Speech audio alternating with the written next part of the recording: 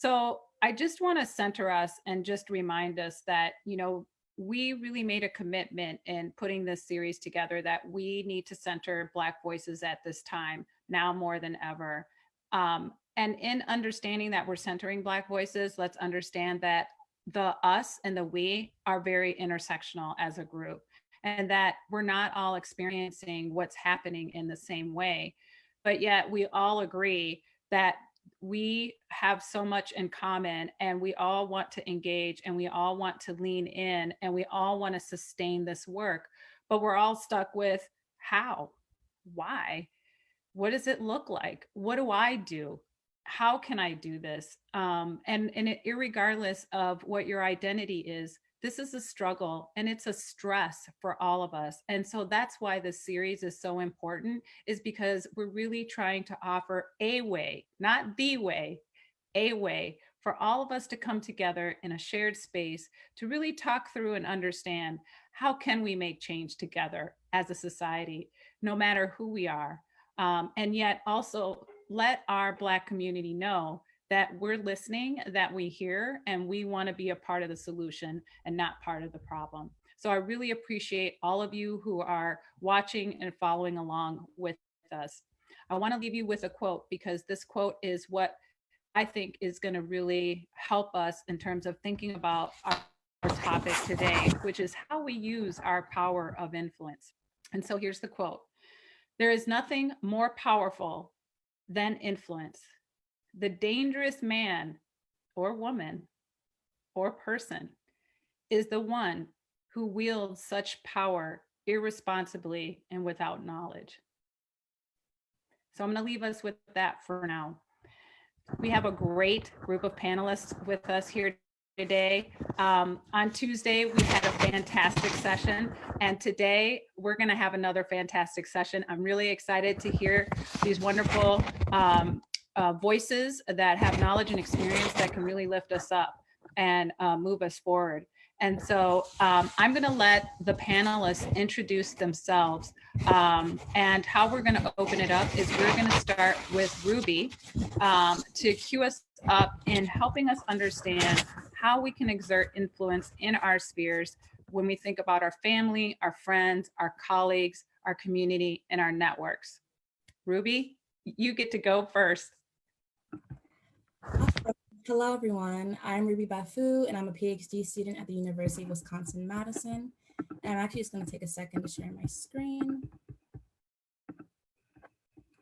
Awesome. So I'm very excited to be speaking with you all about how we can exert influence in our spheres by reaching family, friends, colleagues, and folks within our community and networks.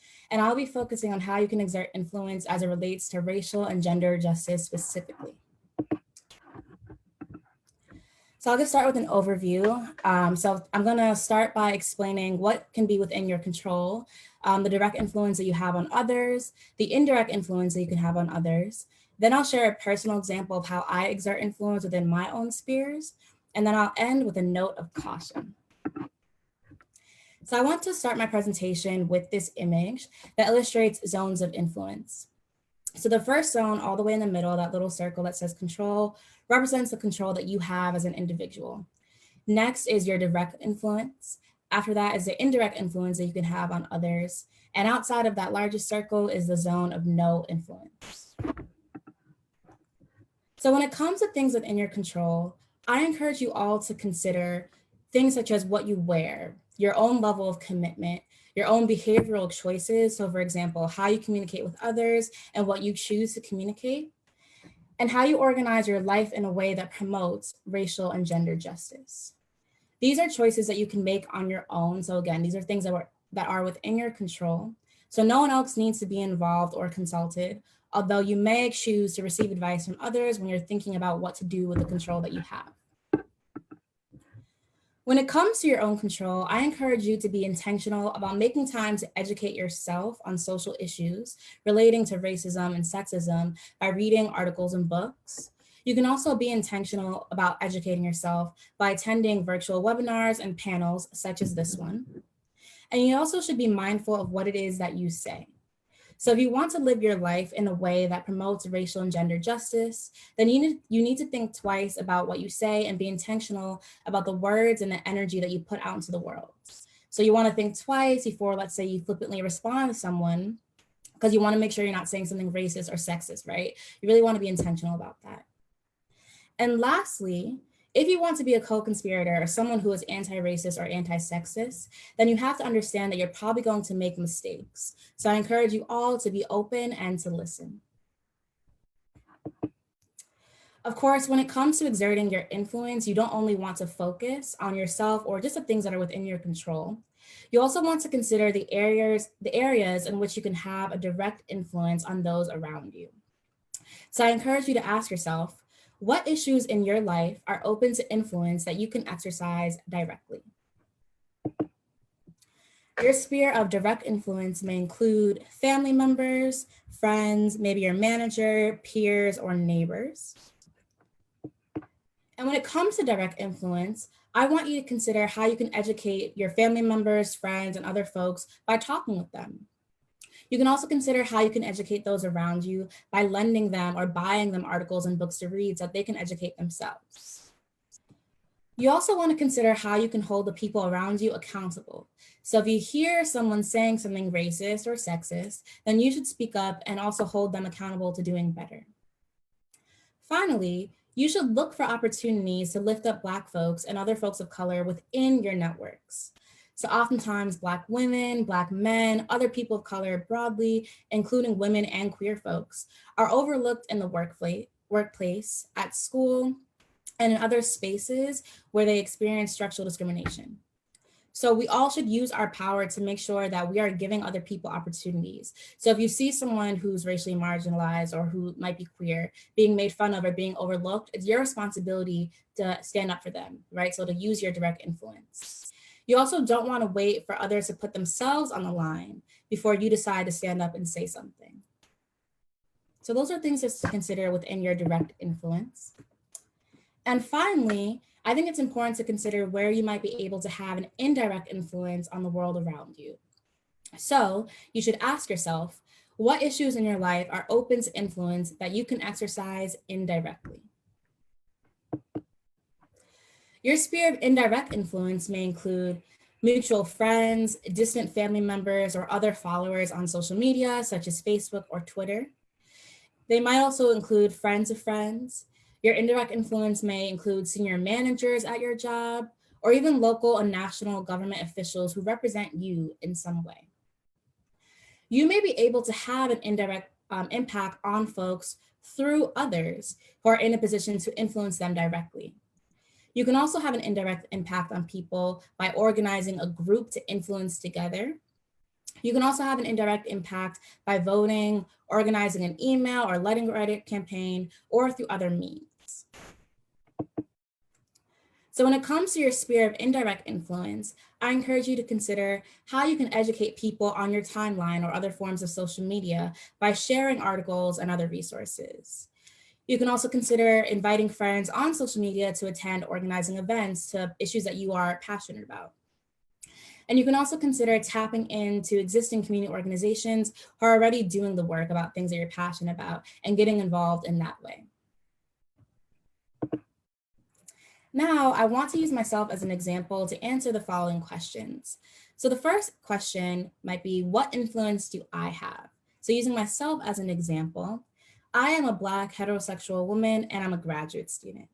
So that means that I have academic resources, personal expertise, and I also have experience with mentoring and teaching young Black students and other students of color.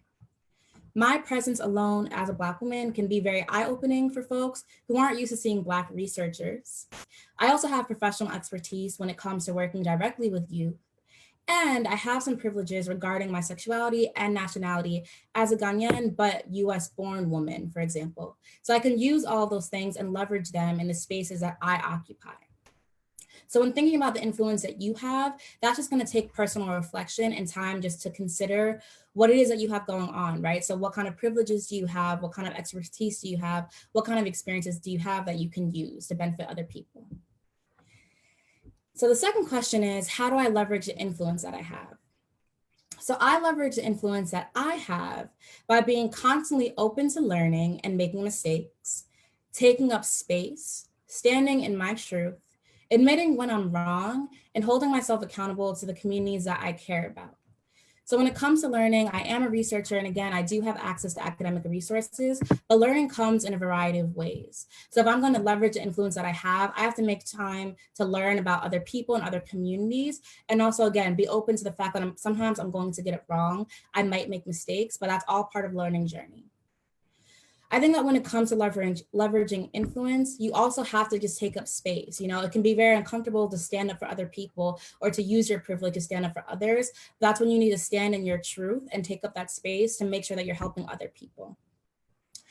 I also think that accountability is a very big part of leveraging influence. So again, admitting when you're wrong and holding yourself accountable to doing better. So if you say that you care about a community and you maybe say the wrong thing, it's just a matter of saying, okay, this is a mistake that I made, but moving past it. That way you can do better instead of lingering in that moment.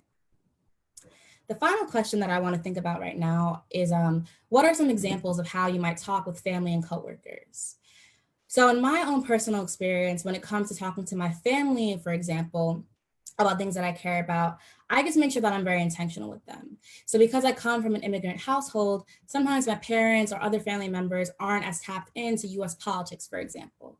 So if I'm going to hold myself accountable to making sure that they're hip to what's going on, I'm going to sit down with them and watch the news, or I'm going to bring home a newspaper. Or I'm going to ask them questions about, do you know what's going on right now? Are you registered to vote? That kind of thing. Just really making sure that I'm bringing up those conversations so that there's space for me to leverage my influence with those around me, including in this case, my family. Now, I just want to end with a brief word of caution. And so what I will say is that if it is your goal to take personal steps to promote racial and gender justice by focusing on your control, as well as direct and indirect spheres of influence, then do not extract labor from members of marginalized communities who experience violence because of racism and sexism. So for example, let's say you want to be intentional about uplifting Black women. That doesn't mean that you constantly go to Black women for the answers, right? Or that you've embargoed the people in your circles. You also have to do the work on your own. You have to do the reading. You have to check yourself and hold yourself accountable. You don't want to extract labor from people who are already marginalized. So those are just some things to consider. Thank you guys so much for taking the time to listen. Wow, Ruby, thank you so much. I really appreciate how you were super thoughtful and really thinking about the questions that we had put in front of you in preparing for today. So just real briefly, I want those of you listening and watching to know what were the questions that we put in front of the panelists. So we asked them to think about how we have everyday influence in the conversations that we have with families and friends and in neighborhoods, and where we work, quite frankly. And so ask them to consider the following questions as they prepared for today. So we asked them to think about what type of influence they feel they have, how do they leverage the influence that they have, what are some examples of how you can talk with family and coworkers? Because we hear that a lot. If it's not in your personal life, it's in your professional life. What do those conversations look like? Because they feel really hard, right? And then what are some starting steps and examples for how you can influence through leadership and through managing your leadership? Because the reality is every one of us is a leader. That is not offered to just certain people. We all have a moment and opportunity to lead if we're willing to step into it. And then how do you organize and engage your community and your neighborhood? And how can you help others know what this influencing looks like and feels like? So Ruby, thank you so much for queuing us up and kicking us off. Now we're going to turn it over to Karen.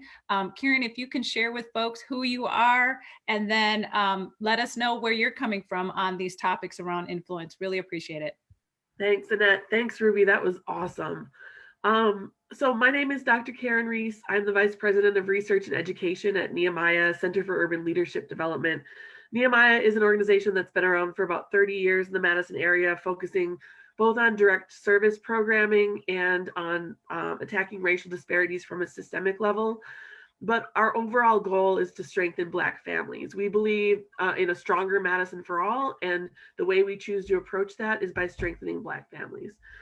So today I'm going to talk a little bit about how can you prepare yourself for exerting your own influence. In my life, this is something that's evolved over, well, really over my whole life, thinking about racial justice, being white, growing up in a mostly white community, going to a school that in Verona, which it was even more white several years ago. I won't say how many. And so finding ways to even see racism. When did I become aware of it? That's a really important question that you can ask yourself. And for a lot of us who have grown up in these communities, racism is something that we notice, but it doesn't affect us. And we don't unless we intentionally take an approach to figure out what that is, what are our feelings about it, what do we do about it. We're always going to feel really awkward and uncomfortable. Now, even if you know a lot and you've been doing this for a long time, there's still going to be those uncomfortable moments. We live in a society that's built on racism, that racism influences every aspect of our lives. It's built into the fabric of this country. And it's somehow been created in a way so for the majority, we're almost blind to it. And when we don't recognize it and we're confronted with it, that's something that we don't know. We get caught off guard and we become defensive.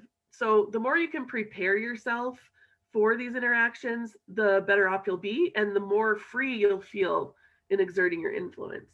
So I want to share just a couple of resources we have on our website at Nehemiah, and I will share these links shortly in the chat. Oh, let me try that one more time here.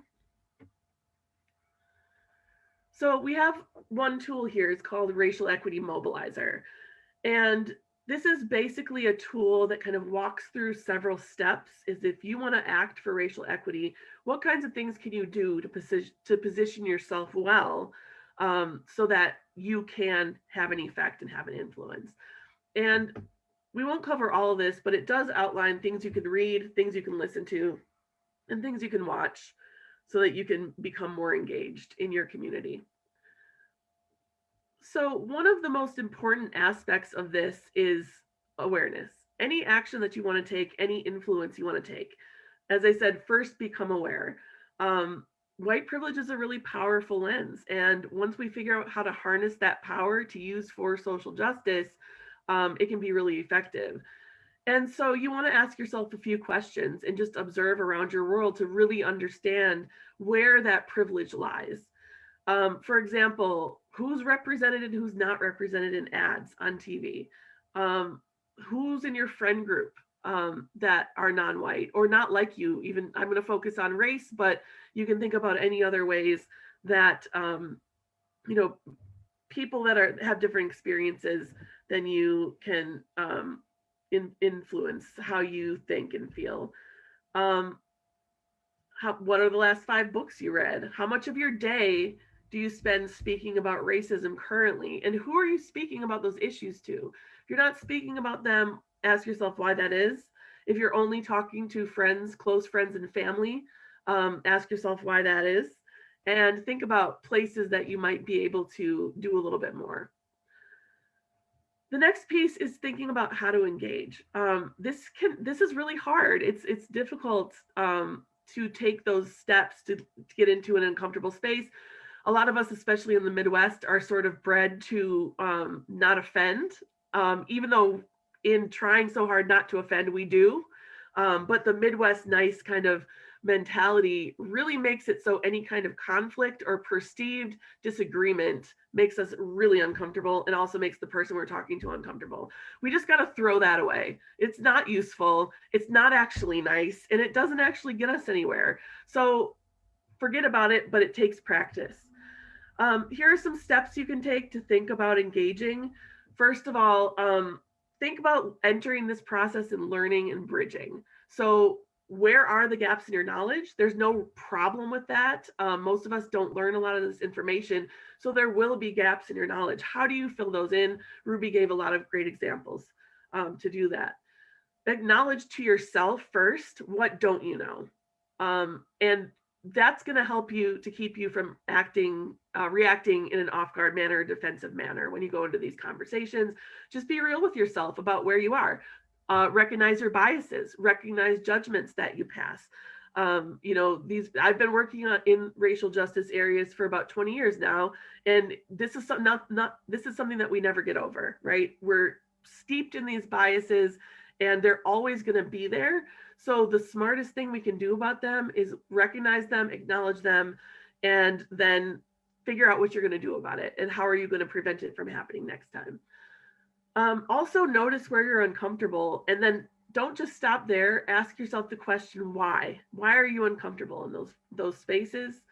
And then finally, you can find a mentor within your own racial group who can really support and guide your growth. Find somebody. Maybe you know them well, maybe you don't. Maybe they're in your workplace, maybe they're a friend, maybe it's someone you reach out to form a new relationship with, but find someone who's a little farther along on the journey than you and listen and learn and take it from there. We also have another tool just called What You Can Do in terms of racial justice. And here are just the broad categories. So first, listen and learn. No matter where you're trying to exert your influence, the first step is always listen and learn to make sure that when you do exert your influence, it's in a space that's going to be helpful and not damaging.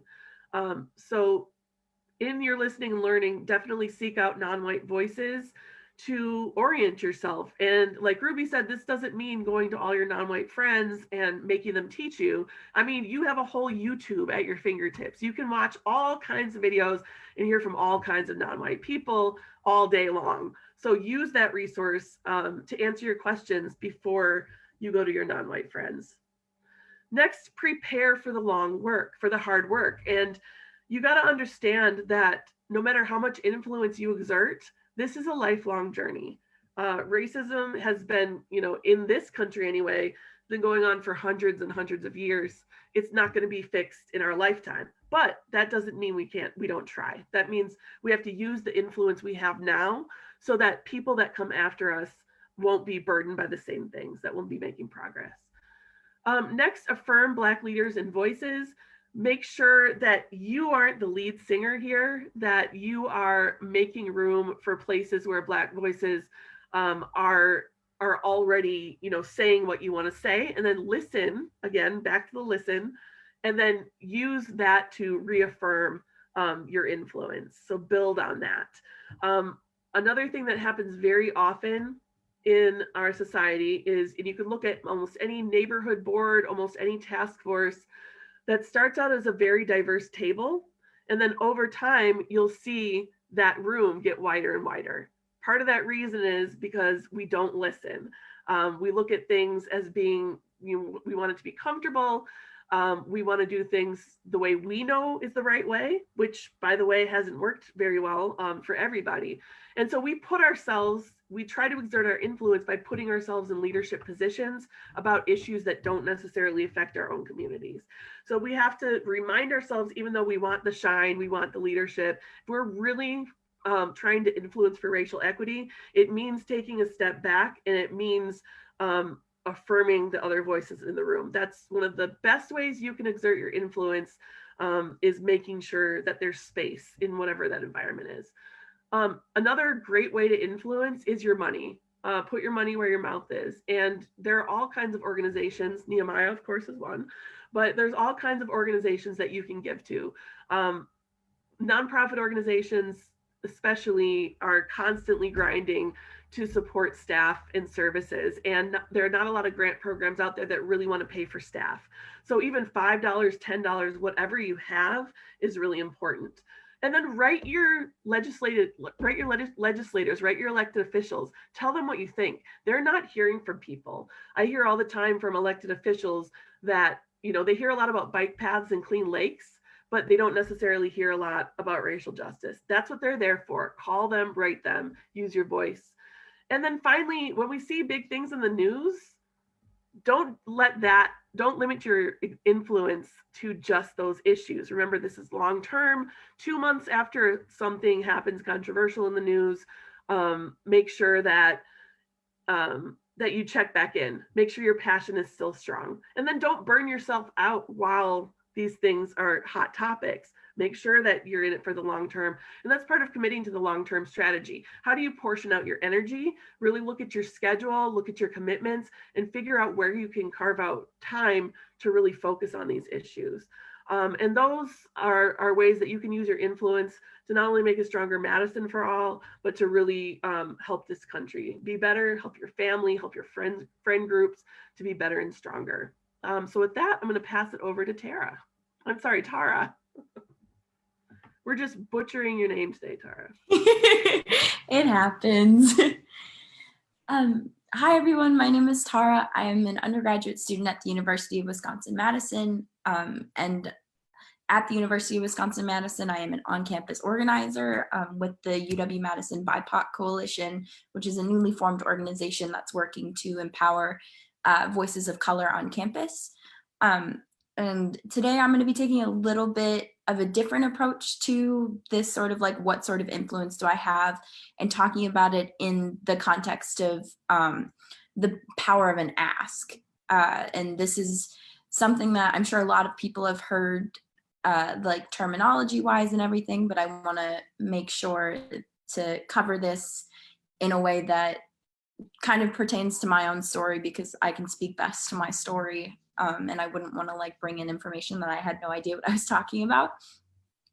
So when we're thinking about it in context of the power of an ask, the reason why I included the photos that I did in my presentation have to do with that exact topic. So the UW-Madison BiPop Coalition formed as a result of the March on Madison, which occurred in solidarity with the March on Washington.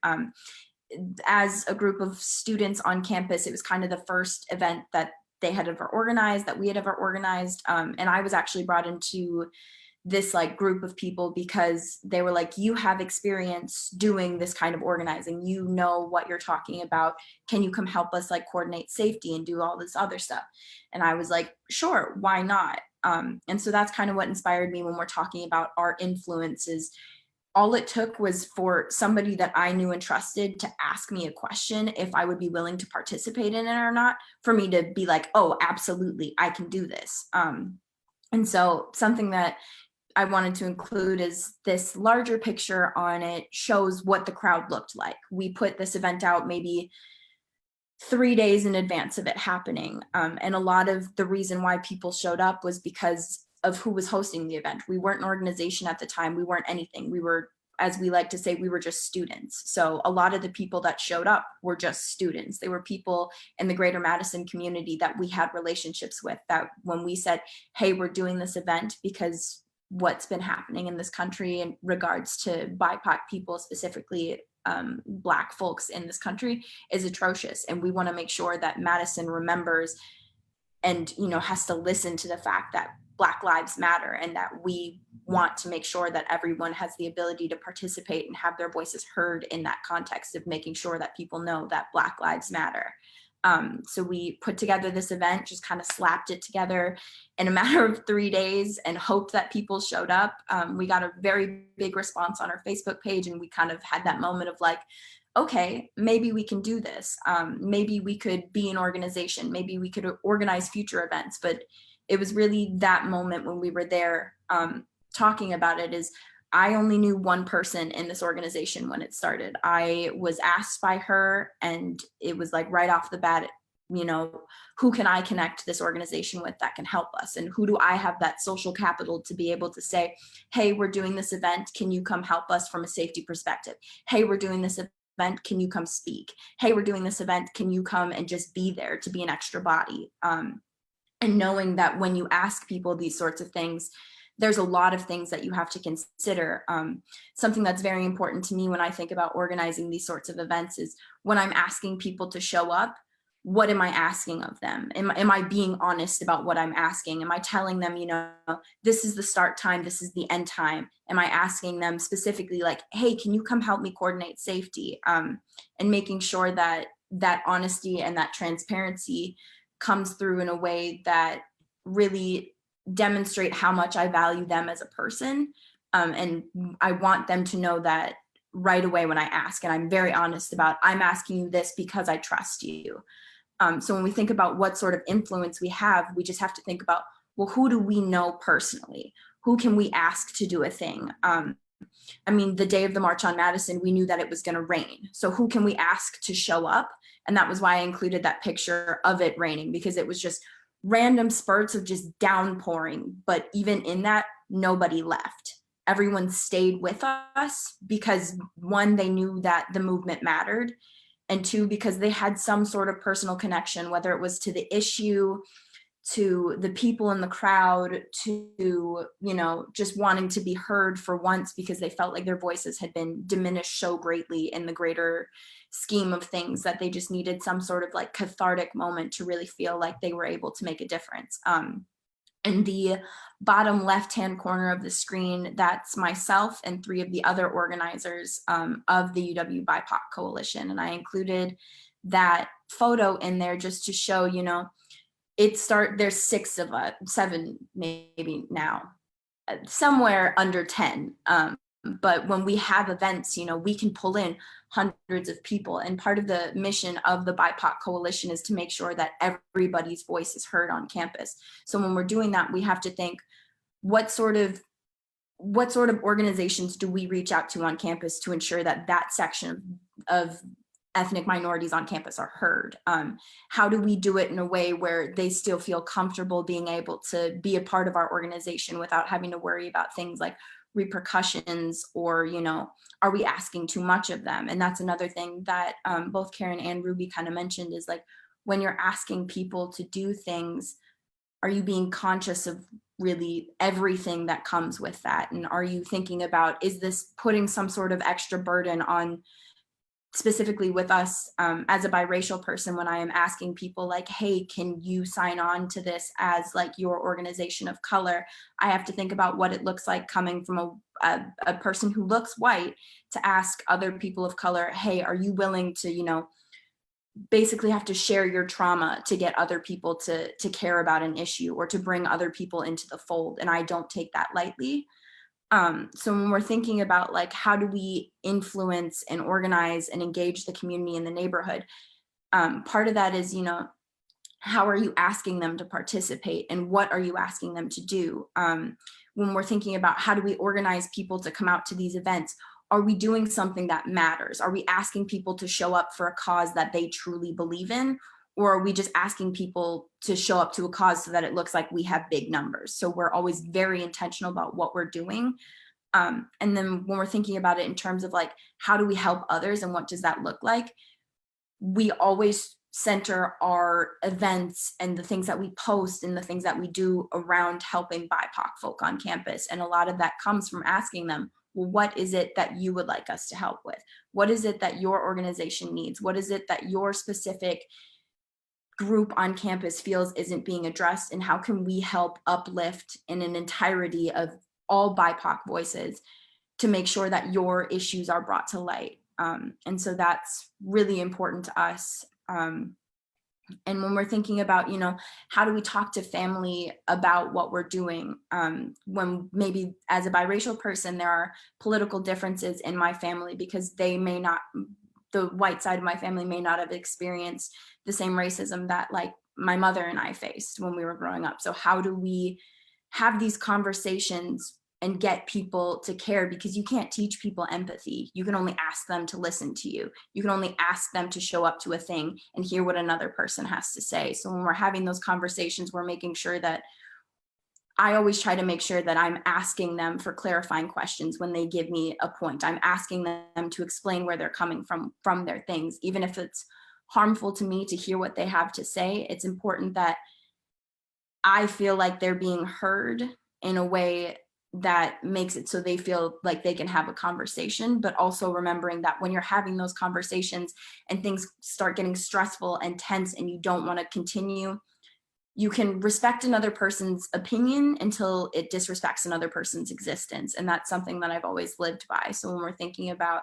asking our families to have these sorts of tough conversations with us, are we asking them because we want them to understand where we're coming from? Are we asking them because we want to be in a position where we can be like, actually, I know more about that thing than you do? or are we asking them to care, and thinking about what are people's ability to do so, and thinking about how influential is that going to be when you explain a concept to someone like your grandparents who may have grown up in a completely different time, and then you're hoping that, you know, you can teach them something that they didn't believe or understand before, and they can spread that around. So you really think about that like ripple effect is when you're doing something, what are you trying to ask a person to do in return? And that's kind of all I've got on that. Thank you so much, Tarah. I really appreciate that perspective in terms of on the ground, you know, what does movement making and organizing look like? And, you know, from your perspective, you know, what did the ask look like from your point of view? And then you then offering, what does it look like being the organizer and then going out and making that ask? Truly helpful. And I also just appreciate how each of you really had a real phenomenal way in which you answered the questions. You know, some of you spent time talking deeply around the influence, like what influence you have and how can you use it. And I really like the juxtaposition of the identities that we have here on the screen with us. So we're getting some real helpful points of views that I think people are hungry for, because this is happening to all of us and we all have these different identities. And the fact that you can be able to share that with us and really dig into it and be super direct with no holds barred, you know, given the straight up truth about like what this looks like, you know, really appreciate it. And I think our listeners and watchers appreciate it too. I'm looking at the chat box and looking at the Q&A, and right now there aren't any questions, but I had a question of my own, which is that I wanted to ask of all of you, which is, can you share like how you see the difference of this work not post-COVID, that's not what I mean, but like before COVID, there was a way in which we were thinking about how we influence people and how we bring people along, right? And now we're in this trifecta of a pandemic, right? And it's really shifted and changed. I mean, we're doing our work online, right? And for some people might say that that's great, you know, that can create accessibility, but then we're also seeing how it doesn't create accessibility. In some ways, it shuts out people more. So I'm just curious about like what are your thoughts around influence and you know, connecting with community and with friends and family in light of the space we're in right now? And whoever wants to go first, just turn on your mic. Yeah, I can take this one first if everyone's okay with that, because this is actually a conversation that I have a lot now when we think about what does organizing and marches and everything look like in a time where we're in a pandemic. And that's always something that we think about when we're doing these events again, is like we're asking people to show up in a time in what could be a large crowd where, you know, there's a lot of people and we can't control everybody in the crowd. So when we're asking them to come out to these events, what does that look like? We have to think about, you know, how do we properly prepare people to come out to these? You know, we encourage masks, we have a bunch of hand sanitizer and things like that. But even just the prep work for this is so hard, because it's so much easier to, you know, sit in a room with all of the homies and like talk about, okay, let's get this down pat before we do it, you know, let's all sit down for a day and organize. And now it's just so hard because everyone is constantly in these Zoom meetings and we're all fatigued. And then by the time that we get into these meetings, we're like, okay, let's do it in an hour. But when you're meeting online, it's so much harder because you start talking and then another person starts talking and then you have to like wait. And then you have to do things in like comments where you're like, oh, I want to stack onto that. Oh, I would like to speak next. And it takes so much longer. And for me, in my experience with organizing, this has taken so much more out of me than if we weren't in that time period. And then also remembering, like, you know, when we're doing this, to not get discouraged if not a lot of people show up to things. I mean, thankfully people have listened to what we have to say and have enough faith in us as organizers to really show up and show out to these events and always make it us feel like encouraged. But we're always prepared for that moment when we might have an event or we might do a thing and then no one else shows up or no one participates. And how do you balance that with that? But something that I've noticed in COVID especially, and then with all of the like racial justice talks that are happening right now, is like people want to feel like they're doing something in any capacity. So making it accessible where it's like, if you can't come out to the event because you're immunocompromised or because you don't feel comfortable doing it, what can we do that's like online for people to be able to do? What sort of things can we do in person for people that have disabilities? How slow do we have to walk in the march to make sure that they're able to participate? So really like thinking about all levels of accessibility and how to encourage participation across all manners is something that, is with this thought of COVID, it's really made me rethink about how I organize, because beforehand I might not have considered a lot of this stuff. Even just asking immunocompromised people to come out in general can be a lot as an immunocompromised person. I have to think about, I'm very cautious about things, and I'm fully understanding and knowing the like position I'm putting myself in, but I also have to think about other people are in that same space, and it's a lot to ask them. But when all of this is going on, you don't want people to feel guilty for not participating in things. So it's like, okay, maybe you can't come out, but what can we do that's online? So it's just a lot of like, how do we adapt basically? And it's going to be really interesting to see what things look like in a post-COVID world, because I hope we get there someday. But it's just been a lot of adaptability.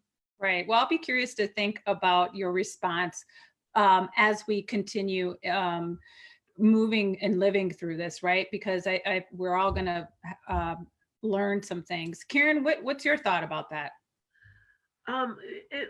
It's different in a lot of ways. The first thing I'll mention is you miss that chit chat when you have Zoom meetings. So usually when we start a meeting or a gathering, everyone's filtering into the room, saying hi, how's your day, chatting a little bit, and maybe the meeting starts at 5 minutes after or 10 minutes after because people are getting there. When you're on a video conference, you basically get 2 minutes before people start freaking out about who's there. And because of the format, we can't just chit chat with each other very easily. So we kind of lose that connection. The other really challenging thing at Nehemiah, we do a lot of training and work with white people talking about racism and really digging into that cultural identity and trying to find those sticking points, those discomfort points. It's really difficult to do that in 2 dimensions because, well, one, you just can't see all the body language, but 2, there really is. And now I'm a biological researcher in my background, so I tend to stick to the very hard sciencey kind of things I can explain. I can't explain energy in the room, but it exists, and it's really difficult to navigate discomfort of others when you can't feel that energy in the room. Now, that said, and there are some Nehemiah programs where people don't have access to technology, and that's been a big problem. But I will say, for the kinds of trainings we do, this has actually opened up a whole new world of ways that we can reach across the country, or we reach other parts of the world. We thought about recording things and, doing online training before, but once we got into this and saw, how possible it was and all the different options that we could come up with, we're working on kind of a whole catalog of online learning. And we run a 9-week history class every year. It starts in February. It's called Black History for a New Day, which, check it out. It's really great. We've moved about 1,000 people through that so far, but we're going to be all virtual for February, which means we can go nationwide, which means we're not limited by the space in the church, right? So, it just opens up a whole bunch of possibilities. So I think, you got to look at the good and the bad in these times. And, it probably took us a good 2 or 3 months to kind of get our bearings. But, and I guess the other thing that I'll add is it gives me ideas for the future when we do get back to in person. Because, for example, I've been able to participate in a lot more government meetings than I have before. because I usually, by the time I'm done working, I don't feel like going out, and I'm an introvert too. So then that chit chat stuff also is a little tiring sometimes. So I just won't go. Well, now all I have to do is fill out the registration form online and then turn on the meeting. I don't have to talk to anybody. I don't even have to be seen. I can participate in that way. Or if I do want to speak, I don't have to sit in a crowded room for a long time. I can be in the comfort of my own home and still participate in the meeting. And so for a lot of, so I'm thinking about ways, how can we sort of combine these things when we do get back to in person? How can we always also make sure that we have these virtual options to increase participation where we can? Because we've definitely learned that we can, not that we can't. And I think there were some people who were resisting the can part. Oh, yeah. Ruby, what about you? How you want to close this out with that particular question? Yeah, I'll say that COVID has definitely shaped my approach to exerting influence, but I will say that I still have been able to build community with my people. I think that Black folks in particular have a very special way of making things work and still coming together. And I think that's been made apparent through the verses. I've been watching that on Instagram, through commentary on social media, connecting over shows such as Lovecraft Country, things of that nature, through memes. So it's really creative and really beautiful, but there is also a harsh reality that's attributed to that. So we've been, Black folks in particular, have been experiencing a lot of racial violence, a lot of trauma over these past few months. And so recognizing that it has been hard not to be able to be in person with your people, to hug, to love on your people when you need them most, right? When you're grieving and experiencing this collectively. So that is hard, but I will say that with everything that has happened this year, I think that it definitely has emboldened me. And I think that everything that we're living through should make others more bold. So when it comes to exerting influence, now's the time to speak up. You know, we have an election coming up in a month. We have watched people unfortunately pass due to a disease that could have been handled better in this country. We continue to watch people die from gun violence, from police violence. People are risking their lives to go out and protest. And if that is not making you now in this moment feel like I have to say something, I have to use my direct influence, I have to use my indirect influence, and I don't know what to tell you. So I feel like having that confidence from everything that's been going on and having that fire kind of lit is really, really important. And I think it can lead to a lot of mobilization. No, I really appreciate that. And I like how you say that, you know, COVID has given us permission to be more bold and to really activate on that. I really appreciate hearing that. Amy pinged me in the back and said, ooh, I have a question. So I want to give an opportunity for Amy to share the question that she has for all of you as the panelists. And we'll have Ruby be the first responder, and then we'll work our way backwards. So Karen, you're always in the middle. Great. Thank you, Annette. Yeah, you know, something that really comes to mind for me is I was in a session earlier today where they were talking about burnout and the real experience of burnout that folks have being involved in racial justice work, especially Black folks and other people of color who it's even less of a choice whether to be involved or not. And when I think about exerting spheres of influence, you know, in some ways that could be endless.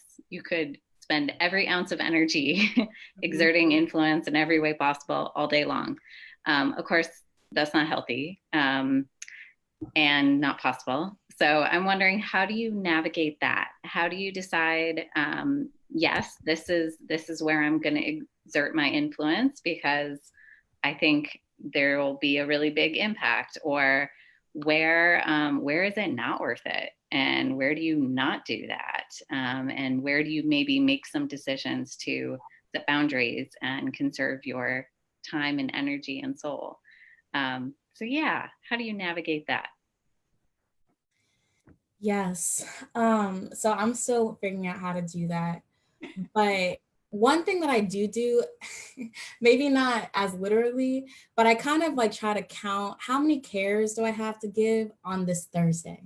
And if it's 1 p.m. and I only have 3 cares to give, I got to spend at least one of them to feed myself again. I got to spend at least one of them taking a walk. So that means the last one I cannot spend on educating someone unnecessarily, or I cannot spend unnecessarily getting into an argument, you know? Sometimes you just have to decide like when those cares need to be sacred to you. But I think that something else is I'm very intentional about like my schedule. I think that with virtual learning and everything that's going on, a lot of us, we're sitting in front of a screen a lot of the time. So we can get fatigued by that. But it also, in some ways, feels like people have more access to us because we're all online. So I have to be very intentional about, okay, from 1 to 1:30, I'm literally closing my screen, I'm going for a walk. Or from 1:30 to 2, I'm going to talk to my brother. You know what I mean? Like, you just have to tell yourself, this is what we're doing right now. Because if not, then you're just going to people are going to continue to have access to you, maybe continue to ask you for things. And it can be hard to say no and to conserve your energy. So I'll say that I'm still working on establishing those boundaries, but really just trying to be mindful of my energy and also not allowing myself to feel guilty.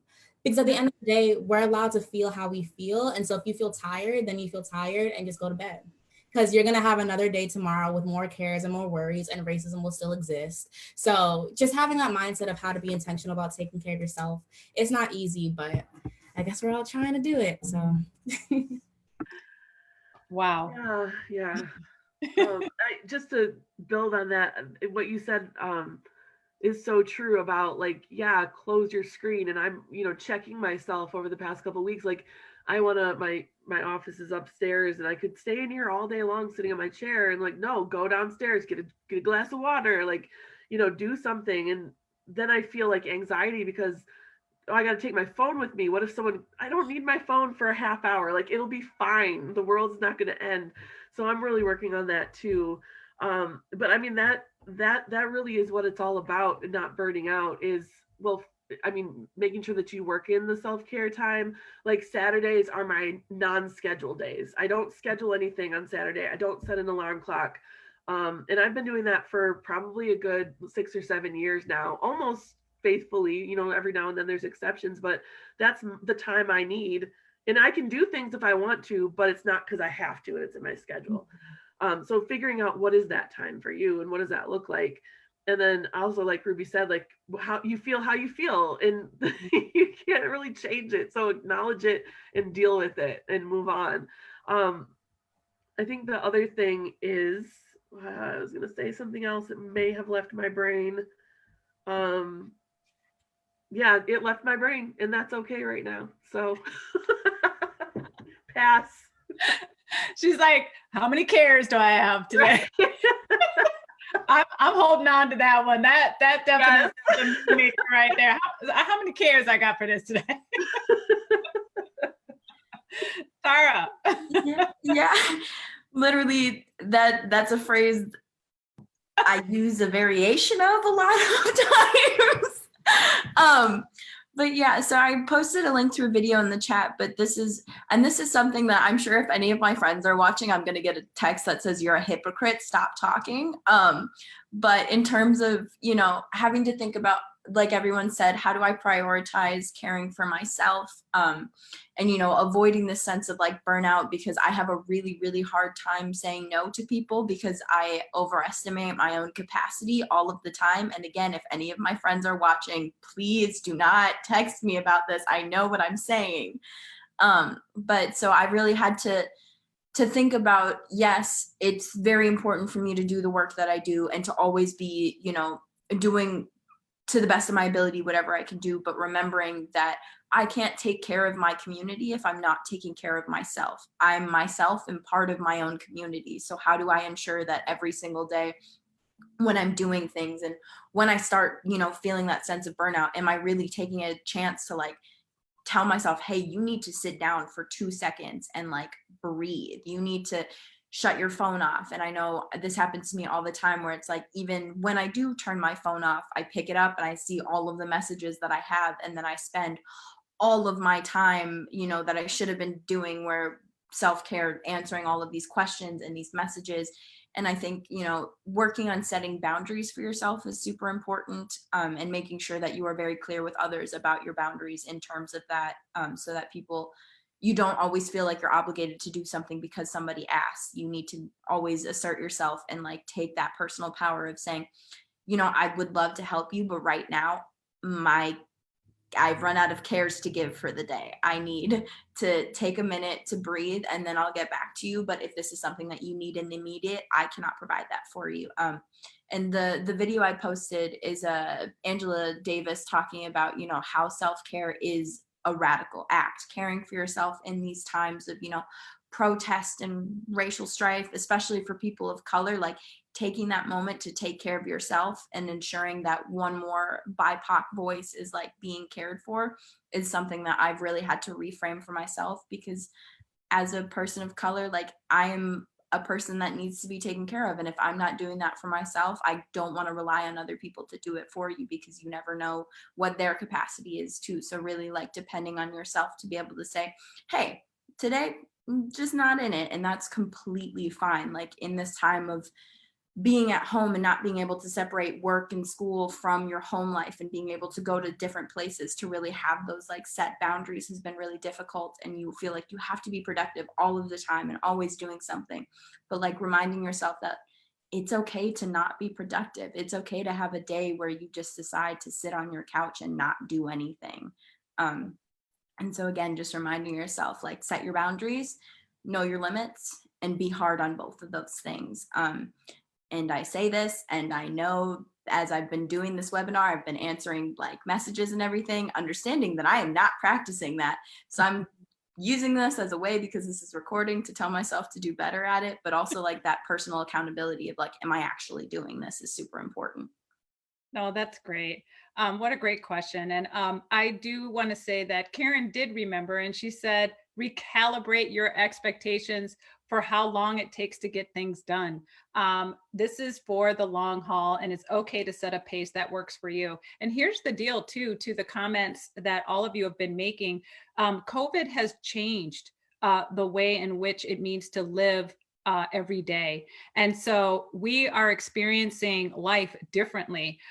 We are sort of held hostage, to our technology, or we feel like we are, and it fatigues us in ways, both emotionally, physically, and just the ways in which we have conversations. Our sleep has been disrupted, family members, community members, there's a lot of trauma and pain going on. So we're living this differently. So I love what Karen says, which is recalibrate your expectations. And I love how many cares do I have for this. Love that. And I love the unscheduled days. I mean, that's real. Having unscheduled days. I was raised where what gets scheduled gets done. So I have a lot of stuff on my calendar. And so this notion that you don't have anything on it really is powerful. And the other thing that I'll say as a personal example is that our business actually will just close. We'll close the office, and somebody asked me, is it a holiday?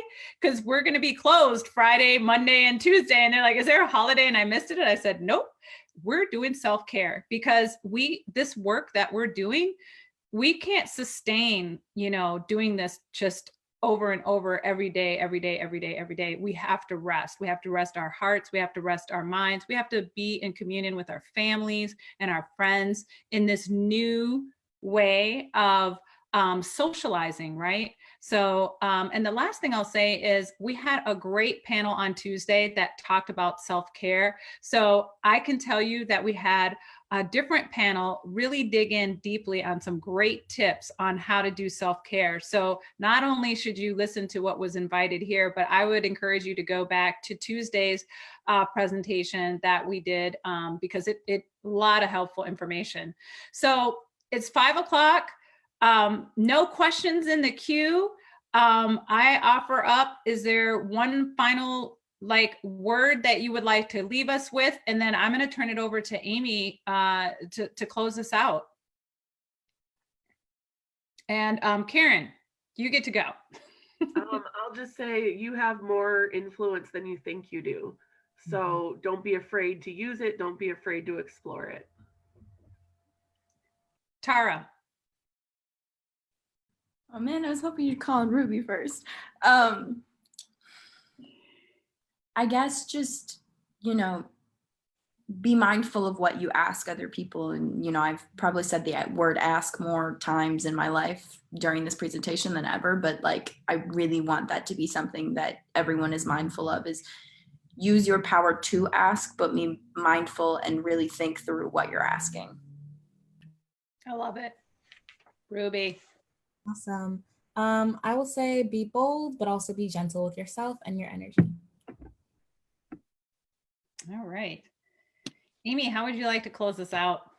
I just really want to express my appreciation to all of you, especially Tarah, Karen, Ruby, and Annette. This is really wonderful, a wonderful way to spend my Thursday afternoon. So, and I definitely will be thinking about my cares and my boundaries and really good stuff. So I appreciate you all. And thanks to everyone who joined us today or will be watching this in the future. Please keep your eye out on the Commons Facebook page for future events in this series. And I hope you'll also join us next week at our Commons annual event on the 14th. With some special sessions on the 13th and the 15th as well. So check us out on Facebook and at our website for that also. All right, and with that, have a wonderful evening.